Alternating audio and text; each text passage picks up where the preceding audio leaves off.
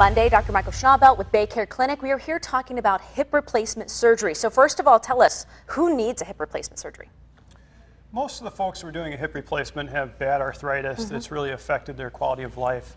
They're not able to do things they normally like to do, whether it's things that they like to do for recreation or it's causing problems at work. Like everyday things, So right? everyday type things. So if they failed the traditional conservative treatments, anti-inflammatories like ibuprofen, maybe an injection, physical therapy, then we start thinking about surgery for these folks. So who would be a good candidate for this? It's not for everybody. No, it's not for everybody. I use roughly 50 and older as a guideline.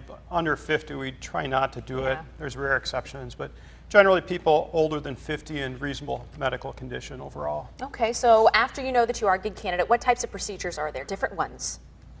Yeah, there's a number of ways that we can do this type of procedure.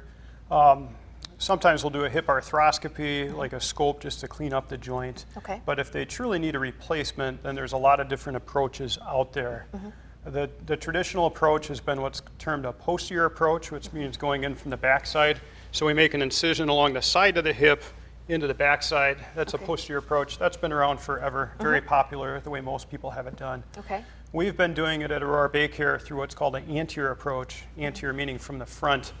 And that's a much smaller incision and has a lot of distinct benefits doing it that way. Is there a different recovery time for both of those? There is. So the incision for an anterior approach or from the front is the one much that you guys smaller. are doing. Correct. Okay. It's literally the width of my 4 fingers on my hand. The other nice thing is we don't have to cut any muscle. We basically just spread the muscle and open it up like a book. So a lot less invasive, a lot less painful. The recovery, I've done these as an outpatient where people go home the same day. Really? And you really can't do that when we do it from the back. When we do it from the back or posterior, we're going through the gluteus maximus, the big muscle on your backside. And we also cut some of the small muscles as well. So it's a lot more painful, longer recovery that way. And that's what I was going to ask. Typical recovery time for one of these? For an anterior hip, I've had people go back to work as soon as like 4 to 6 weeks if they have low demand jobs. Full recovery, I usually tell people about 8 to 10 weeks.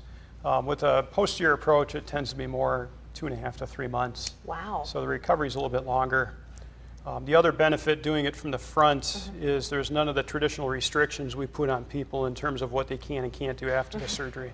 So from posterior, the hip is more prone to dislocate or pop out. So we tell people you can't bend over, you can't pull your leg up to tie your shoe.